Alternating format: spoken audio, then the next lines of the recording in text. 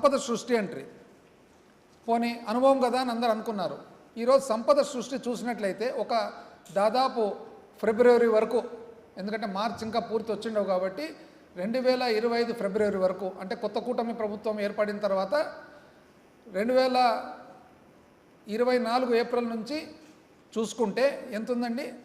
రాష్ట్రానికి పన్ను ఆదాయం వచ్చేసి వైఎస్ఆర్ కాంగ్రెస్ పార్టీ ప్రభుత్వం దిగిపోయిన నాటికి పాత సంవత్సరం, అప్పుడు కూడా ఫిబ్రవరి వరకే తీసుకోవడం, ఎందుకంటే యాపిల్ చీనిపండు ఒకటే ఉండాలని అప్పుడు కూడా ఫిబ్రవరి వరకే తీసుకుంటే 81,400 కోట్లు ఆదాయం రాగా కొత్త కూటమి ఎంత తెలిసినా వచ్చిండేది 80,760, అంటే తక్కువ. ఫిబ్రవరి నాటికి చూసుకుంటే 0.78, అంటే ఇంచుమించు 1% తక్కువ. అంటే మాకంటే పరిపాలన రాదు, మాకు అసలు ఏ శక్తి లేదు. మీరు బాగా శక్తివంతులు కదా, మీకు అనుభవం ఉంది కదా, మీరు ఎందుకంటే 1% తక్కువ వచ్చినారు? పైగా గొప్పగా అంటే సంపద సృష్టి కదా మీది. రెవెన్యూ రాబడి మొత్తం చూసుకుంటే కేంద్రం నుంచి వచ్చినట్టు కలుపుకొని చూసుకుంటే వైఎస్ఆర్ కాంగ్రెస్ పార్టీ ప్రభుత్వము 1,52,820 కోట్లు, అంటే ఇంచుమించు 1,53,000 కోట్లు అనుకోండి వస్తే, వీళ్ళదెంత 1,41,370 కోట్లు, ఇంకా తక్కువ. ఎంత తక్కువ? 7.5% తక్కువ. ఇంకా చూడండి, అంటే మాకంటే తెలివి లేదు, మాకంటే పరిపాలన చేత కాదు. మళ్ళా మాది ఒకవేళ చేతగాని పరిపాలన తెలియని ప్రభుత్వం అయితే మాకంటే 7.5% తక్కువ కదా మీ సంపద సృష్టి. మరి మిమ్మల్ని ఏమనల్లా? అప్పు మాత్రము అనర్గళంగా పెంచుతున్నారు. ఎంత పెంచుతున్నారు?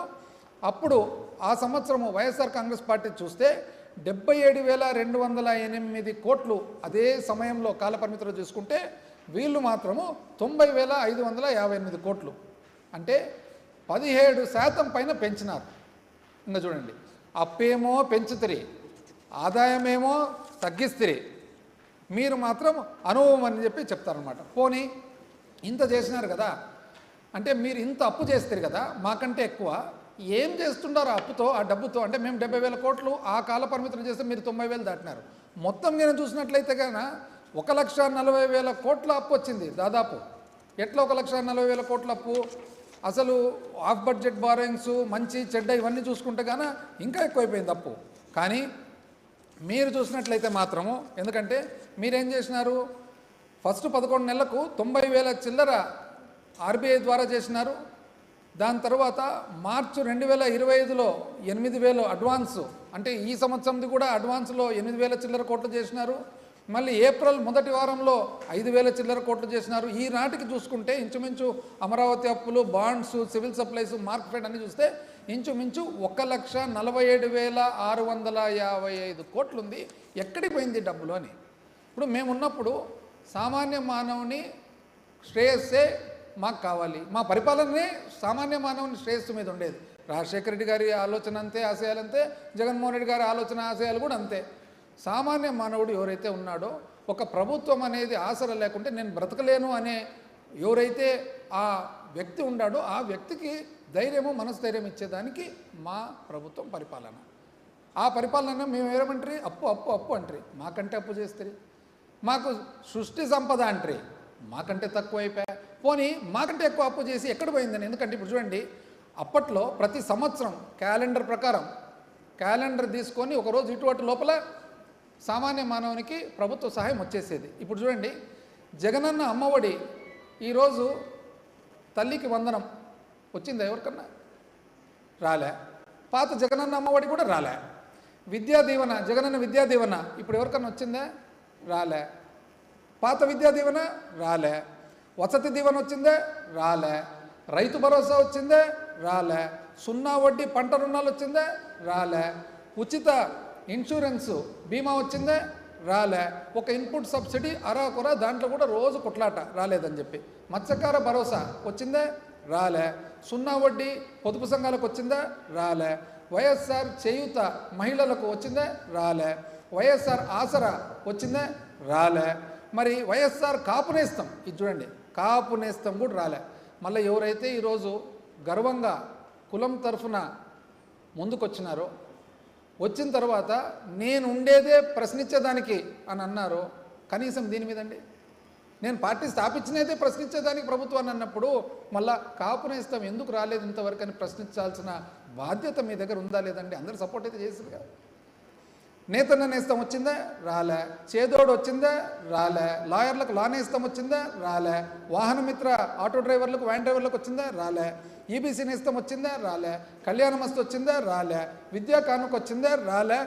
ట్యాబులు పిల్లలకి ఇచ్చిన ట్యాబులకు ఎంతో చక్కగా చదువుకుండే ట్యాబులు కూడా మీరు నానా ఏమేమో అంటారు అబండాలు, అది కూడా రాలే. ఆరోగ్యశ్రీ 3,500 కోట్లు బకాయిలు పెట్టుకొని ఆ బకాయిల వలన నెట్వర్క్ హాస్పిటల్లో ట్రీట్మెంట్ ఇవ్వడం లేదు. ఒక్క పెన్షన్లు తప్ప మీరు ఏదన్నా ఇచ్చినారా అని చెప్పి ఎక్కడ పెడుతుండే డబ్బులు అనేది ప్రశ్న అంతా కూడా ఎక్కడ పోతుండే డబ్బులు అని. మేము ఏదన్నా సామాన్య మానవునికి ముఖ్యంగా కోవిడ్ అప్పుడు సహాయం చేస్తే అబ్బా బాబా అవలయ అసలు నవ్వి నాశనం చేస్తున్నారు, మీరు అది చేస్తున్నారు ఇది చేస్తున్నారంటారు. ఎలక్షన్లు వచ్చేటప్పుడేమో 300 చెప్తారు, మేము చేసినది 300 ఇస్తామంటారు. ఎలక్షన్ వరకేమో మేము చేసినదంతా తప్పంటారు. పోనీ 300 చెప్పినది ఇస్తున్నారా? ఒక్కటి రాలే. డబ్బులు ఎక్కడికి పోతున్నాయంటే ఎవరు సమాధానం చెప్పరు. బయట పోయి చూస్తే ఎవరన్నా చూడండి, కొంతమంది వర్తకులు అయితే అసలు వీళ్ళు సరైన పరిపాలన కాదండి అండి. ఇప్పుడు పోయి అడిగితే ఏమంటుండాల్సిన కిరాణా మంగళ్ళల్లో, నాయన స్వామి మీరు చాలా మేలు, మాకెవరు మా పప్పులకు శనగలు కొనే తొలు కూడా లేకుండా అయిపోయినారు, బెల్లం కూడా కొనే తొలు లేకుండా అయిపోయినారండి. వాళ్ళ బాధ. బట్టల షాపుకి పోతే బాధ, ప్రొవిజన్ స్టోర్కి పోతే బాధ, డిపార్ట్మెంటల్ స్టోర్కి పోతే బాధ కనపడుతుంది కదా. ఎందుకంటే ఆ బాధ అంతా ఎక్కడ కనపడుతుంది? ఆదాయంలో కనపడుతుంది కదా. ఎందుకు ఆదాయం పెరగడంలే? ఈరోజు బాధపడుతున్నారు అందరూ చేసుకునే దానికి.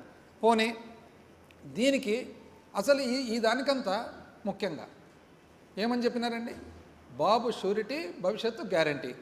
ఒకరు షూరిటీ ఇచ్చరి అంతే కదా. షూరిటీ అయితే ఇచ్చినట్లే కదా సూపర్ 6కు షూరిటీ.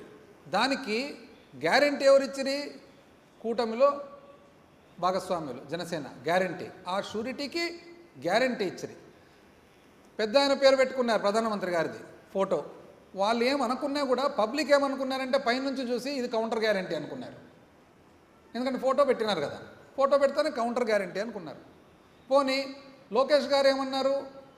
ఒకవేళ ఏదే కానీ ఇదిగిన ఇంప్లిమెంట్ కాకుంటే దీనికి అమలు పరచకుంటే నన్ను పట్టుకోండి అని అన్నాడు అనమాట. అంటే ఆయన వారంటీ. ఇప్పుడు షూరిటీ ఎక్కడా? గ్యారంటీ ఎక్కడా? కౌంటర్ గ్యారంటీ ఎక్కడా? వారంటీ ఎక్కడా? ఏది కనపడడం లేదు ప్రజలకు. ఇది కాక ఇప్పుడు కొత్తగా ఆఫ్ బడ్జెట్ బారోయింగ్ అని మొదలుపెట్టినారు. కొత్తగా అంటే ఇంక ఇవన్నీ సంపద సృష్టి కావడంలే, అప్పు చేతనం కాడి చేసినారు, ఎక్కువ కూడా చేసినారు. ఎందుకంటే కూటమిలో భాగస్వామ్యులు కాబట్టి మామూలు మాకైతే కండిషన్లు ఉంటుండే, ఇప్పుడు కండిషన్ లేకుండా చేసేసినారు. చేసిన తర్వాత ఫైనల్గా ఇప్పుడు APMDC Andhra Pradesh mineral development corporation అంటే ఖనిజాలకు సంబంధించిన ప్రభుత్వ సంస్థ ఏపీఎండిసి పేరు మీద 9,000 కోట్లు అప్పు చేయాలనేది కొత్త స్కీమ్. ఈ స్కీమ్కి గాను వాళ్ళు ఏం చేసినారు? ఏపీఎండిసి పోయి ఎట్లా ఏపీఎండిసి పేరు వాడుకొని ఏపీఎండిసికి సంబంధించిన ఏదైతే ఆదాయాలు ఉంటాయో అవన్నీ కూడా తాకట్టు పెట్టిన తర్వాత ఏపీఎండిసి ఆదాయం మీద 9,000 కోట్లు అప్పు చేయాలనేది స్కీమ్. ఇంకా బ్యాంకులు ఇవ్వడంలే కాబట్టి ఎట్లా? బాండ్స్ అంటే ప్రజలు దాన్ని ఏమంటారు? నాన్ కన్వర్టబుల్ డిబెంచర్స్ అంటారు, ఎన్సిడిస్ అని. సో ఆ బాండ్స్ మీద ఏదైతే అప్పు చేయాలని చెప్పి తయారు చేసినారో వాస్తవానికి ఎందుకు ఏపీఎండిసికి 9,000 కోట్లు? అసలు ఏపీఎండిసి సంస్థకు సంబంధించిన వ్యాపారం ఏమి? ఎక్కడైనా కానీ ఖనిజాలు ఉంటే ప్రభుత్వ రంగ సంస్థగా ఆ ఖనిజాలను వెలికితీసి వ్యాపారం చేసి తద్వారా ఆదాయం సమకూర్చేది. ఏపీఎండిసిలో ఎప్పుడు కూడా ఏముంటుంది? మైనింగ్లో ఏముంటుంది? మన ఖనిజాన్ని బయటికి తీయడము, ఒకవేళ ఏదైనా పరిశ్రమ మాదిరి ఉంటే చేయడము, అది అమ్మడం. కానీ ఇవన్నీ కూడా అవుట్సోర్స్ ఉంటాయి. అంటే ఖనిజం ఏపీఎండిసి సొంతం లేదు, అది కాంట్రాక్ట్ ఇచ్చేస్తుంది. అంటే ఏపీఎండిసికి సంబంధించిన వ్యాపార మొత్తము కూడా ఇంచుమించు అంతా కూడా థర్డ్ పార్టీ, మూడో వ్యక్తికి, కంపెనీకి టెండర్లు పిలిచి అవుట్సోర్సింగ్ చేస్తారు. ఉదాహరణ